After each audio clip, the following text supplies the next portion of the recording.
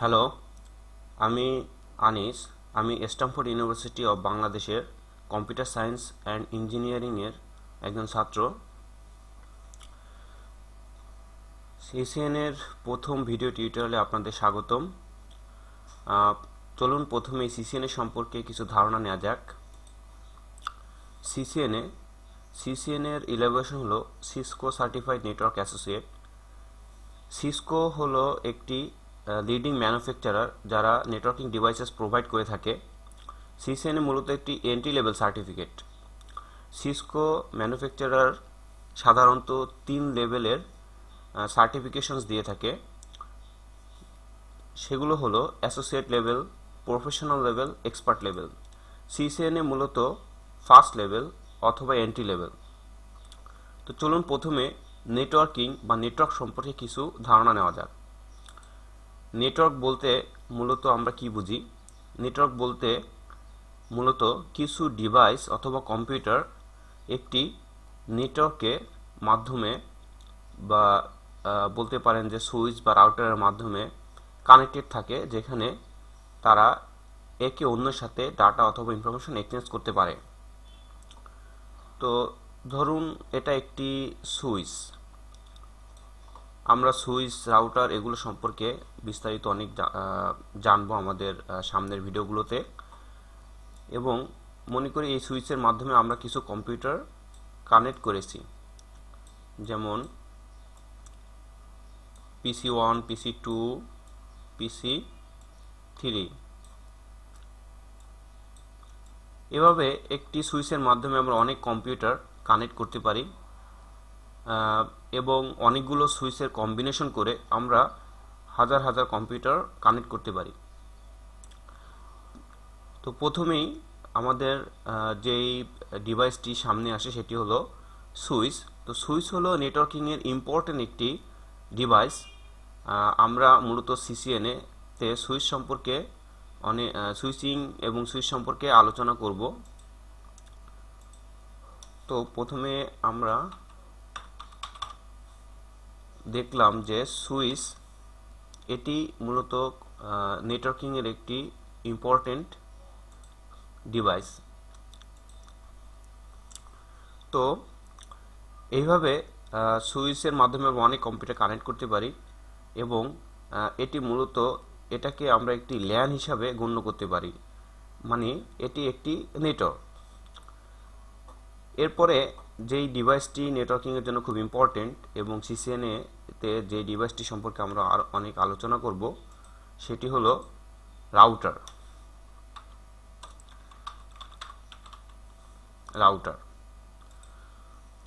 Switch মূলত কিছু কম্পিউটারকে বা ডিভাইসকে কানেক্টেড করার কাজে ব্যবহার করা হয় এবং সুইচের কাজ হলো শুধুমাত্র প্যাকেট রিসিভ করা এবং সেটি ডেলিভার করে দেওয়া রাউটারের কাছে। আর রাউটার হলো এমন একটি ডিভাইস যেটা ব্যবহার করা হয় অনেকগুলো ডিফারেন্ট নেটওয়ার্ক অথবা দুইটি ডিফারেন্ট নেটওয়ার্কের সাথে মধ্যে ডাটা কমিউনিকেশন করার জন্য। যেমন আমরা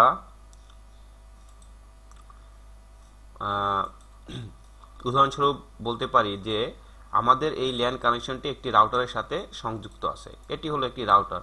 ধরি এটি আমাদের একটি রাউটারটি আমাদের সুইচের সাথে কানেক্টেড এবং আমরা এই পুরো নেটওয়ার্ককে একটি ব্রাঞ্চ হিসেবে কল্পনা করতে পারি। মনে করি এটি খুলনা ব্রাঞ্চ এবং আমাদের আরেকটি রাউটার আছে যেটি হলো ঢাকা ব্রাঞ্চের জন্য ব্যবহার করা হচ্ছে।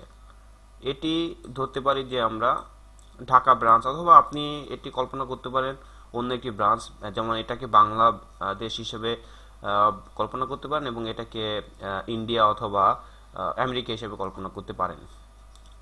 তো আমাদের এই ব্রাঞ্চে একইভাবে একটি নেটওয়ার্ক আছে।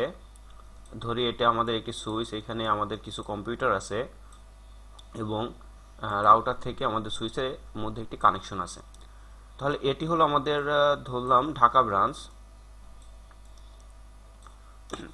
তো আমরা এখানে যখন লোকাল এরিয়া কানেকশনের ভিতরে এই ল্যানের ভিতরে আমরা ডাটা কমিউনিকেশন করব, তখন আমাদের মূলত রাউটারের দরকার হবে না। কিন্তু আমরা যখন ডিফারেন্ট নেটওয়ার্ক বা ডিফারেন্ট ব্রাঞ্চের সাথে কমিউনিকেট করব, তখন আমাদের রাউটারের দরকার হবে। এবং এই রাউটার থেকে রাউটারের মধ্যে যেই কানেকশনটি দেওয়া হয়, এটাকে মূলত বলা হয় ওয়ান কানেকশন। এটাকে বলা হয় ওয়ান কানেকশন।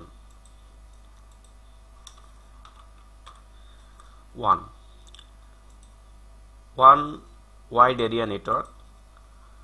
এবং এই ওয়ান কানেকশনটি মূলত সার্ভিস প্রোভাইডারের মাধ্যমে দেওয়া হয়। যেমন আমাদের দেশে অনেক সার্ভিস প্রোভাইডার আছে, আমরা জানি। ঠিক সেরকম এই একটি রাউটার থেকে একটি ব্রাঞ্চ থেকে আরেকটি ব্রাঞ্চের যে কানেকশনটি, এটি মূলত সার্ভিস প্রোভাইডারের মাধ্যমে দেওয়া হয়। তো আমরা রাউটার এবং সুইচ সম্পর্কে কিছুটা ধারণা নিলাম। এবার আমরা তৃতীয় একটি ইম্পর্টেন্ট ডিভাইস সম্পর্কে জানব, এবং সেটি হলো ফায়ারওয়াল।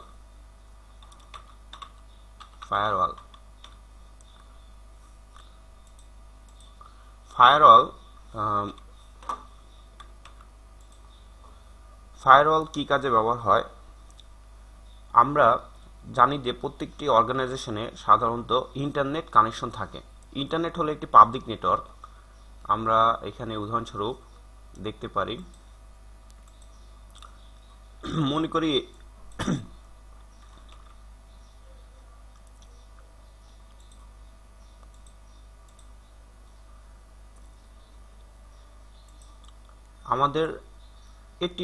আমাদের ইন্টারনেট, এটি মূলত একটি পাবলিক নেটওয়ার্ক এবং আমাদের এই ব্রাঞ্চের ইন্টারনেট কানেকশন আছে।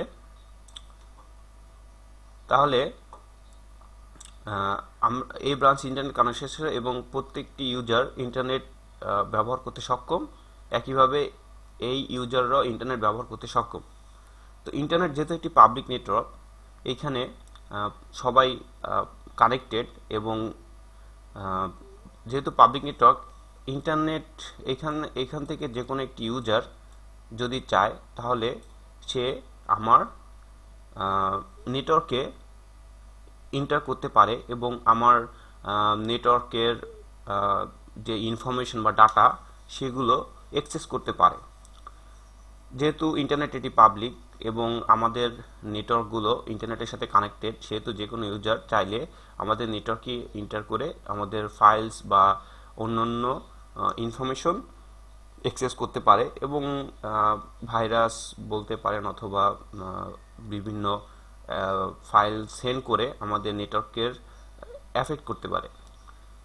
তো এই কাজটি যেন তারা না করতে পারে, সেই ক্ষেত্রে একটি ডিভাইস মূলত ব্যবহার করা হয়, সেটাকে বলা হয় ফায়ারওয়াল। তো ফায়ারওয়াল হলো এমন একটি টেকনোলজি যেটার মাধ্যমে ইন্টারনেটের এই পাবলিক নেটওয়ার্ক থেকে যে কোনো ইউজার যখন আমাদের নেটওয়ার্ক ইউজ করতে যাবে, তখন ফায়ারওয়াল সেটাকে ব্লক করে দিবে। ফায়ারওয়াল মূলত প্রত্যেকটি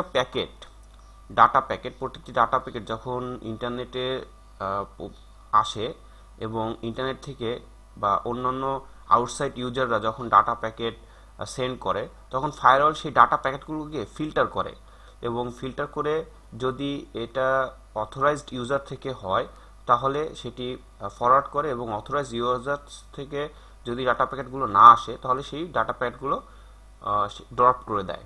এটি হলো মূলত ফায়ারওয়ালের কাজ।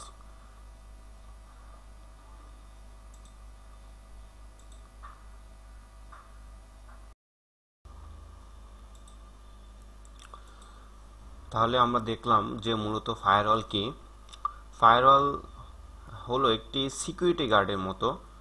যেমন প্রত্যেকটি কোম্পানিতে আমরা দেখি যে সিকিউরিটি গার্ড আছে, এবং সিকিউরিটি গার্ডের মূল দায়িত্ব হলো যে কোন কোন স্টাফ ভিতরে প্রবেশ করতে পারবে বা বাইরের অনুপ্রবেশ, সে তার দিকে লক্ষ্য রাখবে, কারা প্রবেশ করতে পারবে কারা পারবে না। ঠিক সেরকম ফায়ারওয়াল একটি সিকিউরিটি গার্ডের মতো কাজ করে, যে কোন কোন ইউজার, আউটসাইড ইউজারের কোন কোন ইউজার তাদের অ্যাক্সেস থাকবে, এবং ইনসাইড থেকে কোন কোন ইউজাররা ইন্টারনেটে প্রবেশ করতে পারবে বা কোন কোন বিষয়গুলো তারা অ্যাক্সেস করতে পারবে, এগুলো ইনশিওর করার কাজই হলো মূলত ফায়ারওয়াল করে থাকে।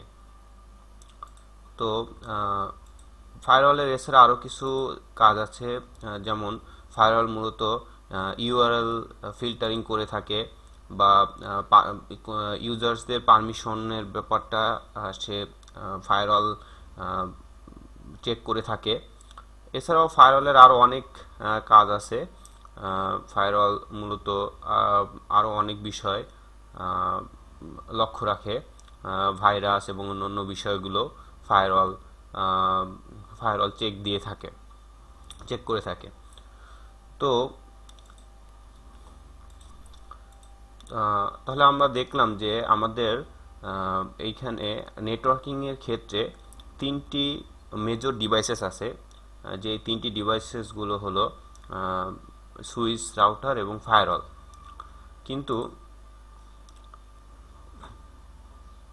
ফায়ারওয়াল এবং আমরা আরেকটি বিষয় দেখব যে আমাদের এইখানে যে ল্যান কানেকশন আছে এবং সুইচ, এই সুইচ থেকে আমরা ইচ্ছা করলে একটি সার্ভার কানেক্টেড করতে পারি, একটি সার্ভার পিসি। এই সার্ভার পিসি বলতে মূলত আমরা জানি যে আমাদের যে ওয়েবসাইটগুলো অথবা তথ্য ইনফরমেশনগুলো, এগুলো সব কিন্তু একটি সার্ভারে সংরক্ষণ করা হয় এবং সার্ভার থেকেই মূলত আমরা এই আমাদের তথ্য উপাত্তগুলো পেয়ে থাকি এবং সার্ভার থেকেই তথ্য উপাত্তগুলো আমরা দেখতে পারি। তো একইভাবে আমরা এই সুইচের মাধ্যমে একটি সার্ভার পিসি কানেক্ট করতে পারি এবং এরকম সার্ভার আছে, কিছু সার্ভার আছে যেগুলো মূলত বর্তমানে বহুল প্রচলিত, যেমন লিনাক্স, সোলারিস। আমরা দেখতে পাচ্ছি যে লিনাক্স, সোলারিস, মাইক্রোসফট, এরকম অনেক সার্ভার আছে যেগুলো বর্তমানে অনেক প্রচলিত। তো মূলত সার্ভার্স এবং সার্ভার্স বলতে সাধারণত আমরা লিনাক্স, সোলারিস, ইউনিক্স এগুলোকে বুঝি, এবং ক্লায়েন্টস বলতে আমরা সাধারণত যেসব ডিভাইস সার্ভার থেকে তথ্য উপাত্ত অ্যাক্সেস করে থাকে তাদেরকে বুঝি। যেমন এই কম্পিউটারগুলো, এগুলোকে আমরা এক একটা ক্লায়েন্টস হিসাবে গণ্য করতে পারি, অন্যদিকে এটিকে একটি সার্ভার হিসাবে গণ্য করতে পারি। তো সার্ভার্স সাধারণত কোন কোন বিষয়গুলো হ্যান্ডেল করে? সার্ভার্সে সাধারণত ডিএনএস থাকে, এইচটিটিপি, এফটিপি, ক্লাস্টারিং, এরকম আরও অনেক বিষয় থাকে যেগুলো সার্ভার্স রিলেটেড। বাট আমরা আমাদের এই সিসিএনএ কোর্সের ভিতরে সার্ভার সম্পর্কে অতটা আলোচনা করব না। আমরা মূলত সিসিএনএ নিয়েই আমাদের আলোচনা সীমাবদ্ধ রাখব। সিসিএনএ বলতে আমরা মূলত বোঝাচ্ছি যে রাউটিং এবং সুইচিং সম্পর্কে যে আইডিয়াগুলো, সেগুলো সিসিএনএ ভিতরে ইনক্লুড থাকবে। আমরা মূলত ফায়ারওয়াল নিয়েও খুব বেশি আলোচনা করব না। বেসিক কিছু ফায়ারওয়াল কমান্ডস, কিভাবে আমরা আমাদের নেটওয়ার্কগুলোকে সিকিউর রাখতে পারি, এরকম বেসিক কিছু আমরা জিনিস দেখব। এবং আপনারা দেখতে পাচ্ছেন যে রাউটিং এবং সুইচিং কনসেপ্ট সম্পর্কে মূলত আমরা আমাদের সিসিএনএ সিসিএনএ ইনক্লুডেড থাকবে। এবং ফায়ারওয়াল, সাধারণত ফায়ারওয়ালের জন্য সিসকো আলাদা কিছু কোর্সের ব্যবস্থা করেছে, যেমন সিসিএনএ সেক, সিসিএনপি সেক, সিকিউরিটি সেক বলতে সিকিউরিটি বোঝাচ্ছে। তো আপনার যদি অ্যাডভান্স লেভেলে সিসিএনএ কমপ্লিট করার পরে আমাদের এইসব কোর্সগুলো করা থাকলে আমরা নেটওয়ার্কিং আরও অ্যাডভান্স লেভেলে যেতে পারবো। তো এভাবে সিসকো সাধারণত প্রত্যেকটি বা লেভেলের জন্য আলাদা আলাদা কোর্সের আয়োজন করছে। তো আমরা জানি যে সিসকো মূলত একটি লিডিং ম্যানুফ্যাকচারার, যে কিনা সুইচ, রাউটার এবং ফায়ারওয়াল এই ধরনের নেটওয়ার্কিং টেকনোলজিস এবং নেটওয়ার্কিং ডিভাইসেসগুলো প্রোভাইড করে থাকে। সিসকোর মতো মার্কেটে আরও অন্যান্য কিছু প্রোভাইডার আছে, যেমন হলো জুনিপার, এইচপি এক্সেট্রা, বাট ইত্যাদি। বাট সিসকো হলো লিডিং, সিসকো হলো মেজর, কারণ সিসকো বর্তমানে বহুল প্রচলিত এবং সিসকো হলো খুব পাওয়ারফুল একটি প্রোভাইডার, এবং সিসকোর সুইচ, রাউটার এগুলো অনেক বেশি ব্যবহৃত হয় বর্তমানে। এই জন্য আমরা সিসিএনএ বিষয়টি, সিসিএনএ কোর্সটিতে মূলত সিসকোর রাউটার্সকে বেশি, সিসকো রাউটার সম্পর্কে এবং সিসকোর সুইচ রাউটার সম্পর্কে অনেক বেশি আলোচনা করা হয়ে থাকে। তো সিসকোর এই কোর্সগুলো সম্পর্কে আইডিয়া নিতে আমরা সিসকোর ওয়েবসাইট ভিজিট করতে পারি। আপনারা দেখতে পাচ্ছেন যে www.cisco.com, এই ওয়েবসাইটে এসে আমরা সিসকোর বিভিন্ন কোর্স সম্পর্কে একটি কমপ্লিট ধারণা পেতে পারি। এবং আপনাদের যদি কোনো অ্যাকাউন্ট করা না থাকে তাহলে আপনারা এখানে অ্যাকাউন্ট করে নিতে পারেন। অ্যাকাউন্ট করার পর লগ ইন করলেও আপনার ইনফরমেশন নিতে পারবেন, এবং লগ ইন ছাড়াও এই ইনফরমেশনগুলো নেওয়া সম্ভব। যেমন আমরা যদি এখানে ট্রেনিং ইভেন্টসে আমাদের মাউস রাখি, তাহলে আমরা দেখতে পাবো যে এখানে অনেকগুলো সার্টিফিকেশনের লেভেলস আছে। যেমন প্রথমটি হলো এন্ট্রি লেভেল, সিসিইএনটি। তো আমরা দেখি যে সিসিইএনটি বলতে মূলত সিসকোর কোন লেভেলের সার্টিফিকেট। সো দেখা যাচ্ছে যে Cisco certified anti networking technician, এটি মূলত সিসিএনটি। এটি হলো সিসিএনএ কোর্স করার আগের ধাপ। তো আমরা সরাসরি সিসিএনএ কোর্সে মূলত চলে আসতে শুরু করতে পারি। সিসিএনএ কোর্স থেকেই আমরা আমাদের সার্টিফিকেশনের এক্সামগুলো দিতে পারি এবং শেখা শুরু করতে পারি সিসিএনএ থেকেই। তো Cisco certified network associate, CCNA. এবার আমরা মূলত আগেই আমরা জেনেছি যে সিসকো সাধারণত 3টি লেভেলের সার্টিফিকেটের আয়োজন করে থাকে। একটি হলো অ্যাসোসিয়েট লেভেল বা এন্ট্রি লেভেল, এবং প্রফেশনাল লেভেল, এবং আরেকটি সর্বশ্রেষ্ঠ হলো এক্সপার্ট লেভেল। তো যাদের সিসিএনএ কোর্সটি কমপ্লিট করা হবে তারা সিসিএনপির জন্য প্রস্তুতি নিতে পারেন, এবং সিসিএনপি হলো সিসিএনএ পরের ধাপ, এটি হলো প্রফেশনাল লেভেল। এবং সিসিএনপি কমপ্লিট করার পর সিসিআইতে এর জন্য আমরা প্রস্তুত হতে পারি। এটি হলো এক্সপার্ট লেভেল। সিসিআই হলো এমন একটি সার্টিফিকেট যে সিসিআই যদি কারো কমপ্লিট করা থাকে তাহলে তাকে নেটওয়ার্কিংয়ের একজন এক্সপার্ট হিসাবে গণ্য করা হয়, এবং এটি খুবই ভ্যালুয়েবল। বর্তমানে এটির অনেক চাহিদা, এবং একজন এক্সপার্ট সিসিআই একজন এক্সপার্ট হতে হলে তাকে অনেক কিছু সম্পর্কে ধারণা রাখতে হয়, এবং তাকে সিসিএনএ, সিসিএনপি এই দুইটি ধাপ খুব ভালোভাবে পার করে আসতে হয়।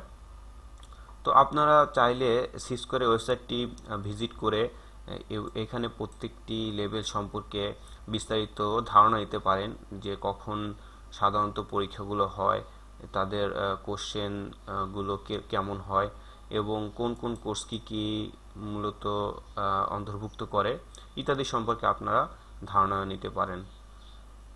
তো আজকে এই পর্যন্তই, দেখা হবে পরবর্তী ভিডিওতে। ধন্যবাদ সবাইকে।